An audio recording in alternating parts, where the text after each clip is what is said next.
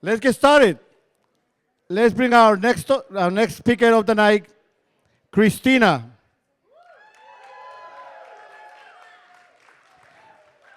When I asked Christina what her superpower would be, she say eradicating greed. Thank you. We don't even need to ask why, don't do we? Thank you.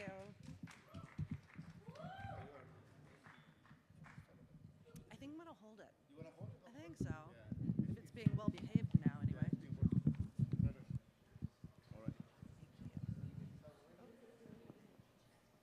How's the sound? Okay.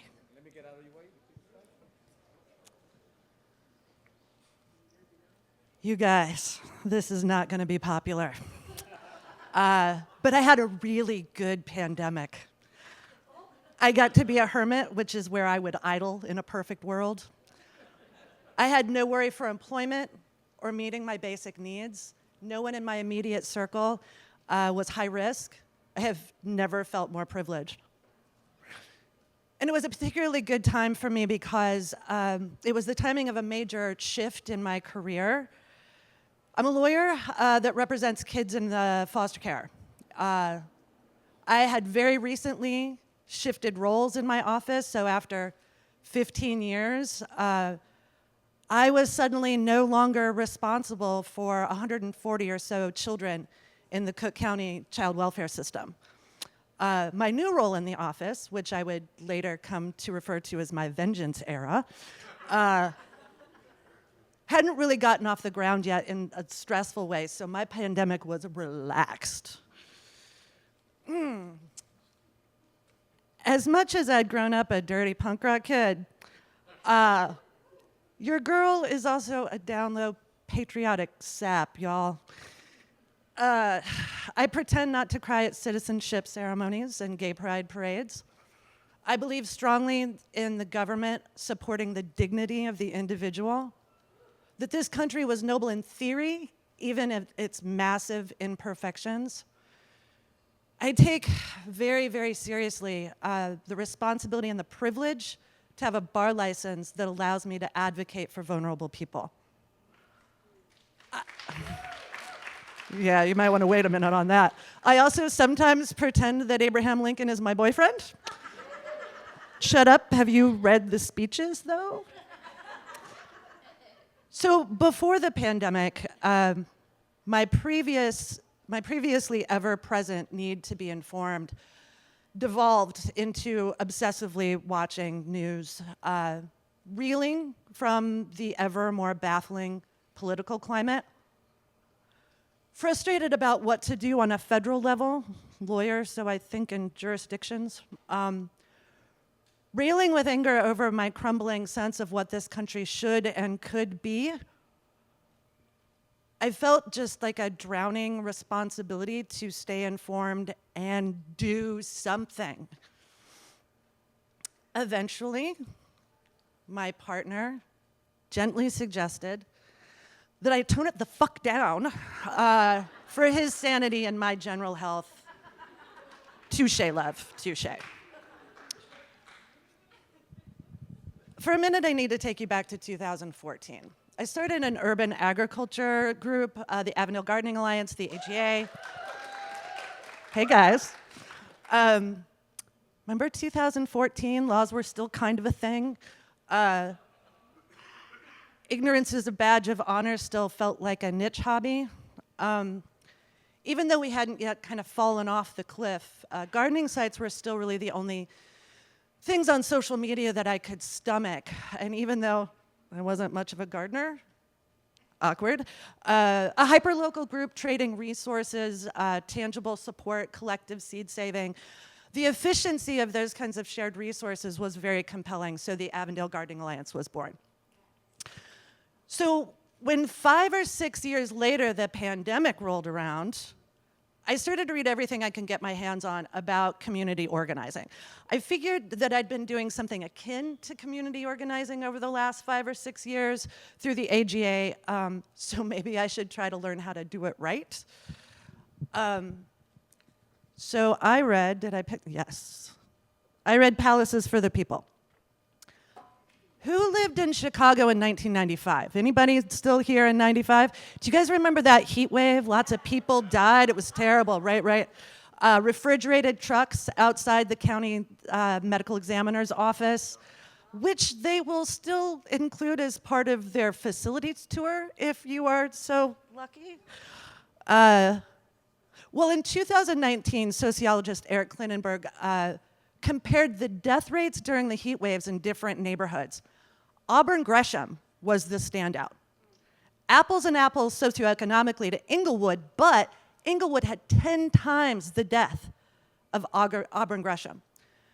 Auburn Gresham compared to wealthier neighborhoods, still the winner with fewer deaths. Palaces for the People set out to understand why.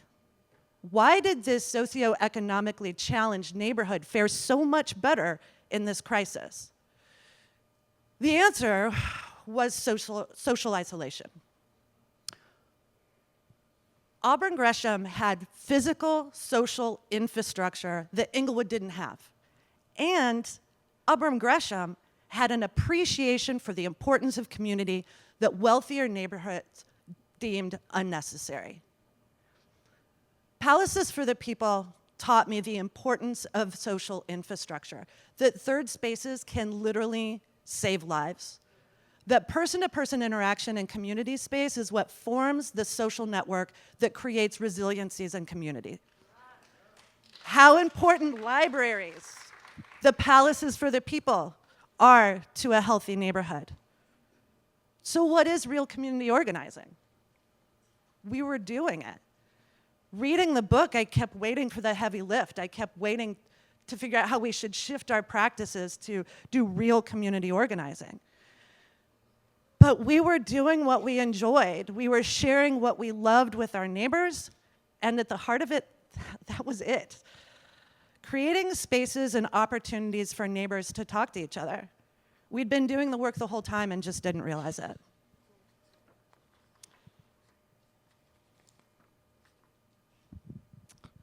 This book, Palaces for the People, it gave me permission to completely shift my focus from the federal jurisdiction, which was making me miserable, to municipalities and wards, and to my neighborhood of Avondale.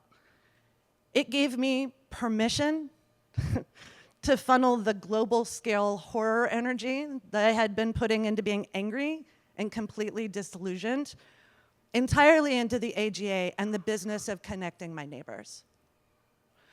I turned my whole focus onto the things outside my front door, things that I could control, basically into being a community matchmaker.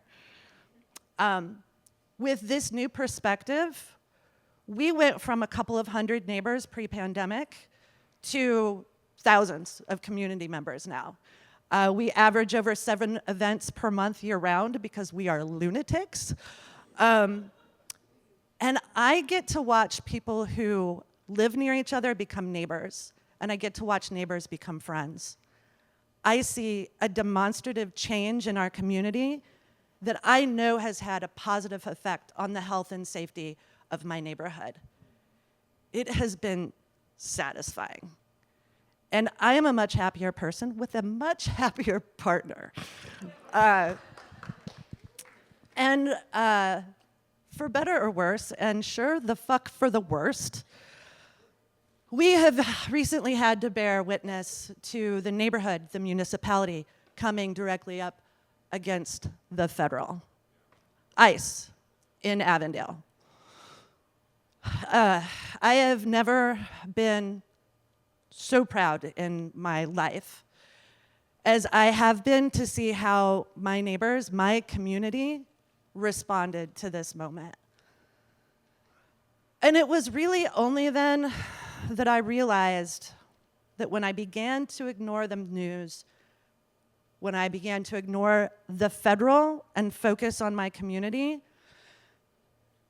that I hadn't actually turned my back on my country, that I'd been working on its foundation all the time.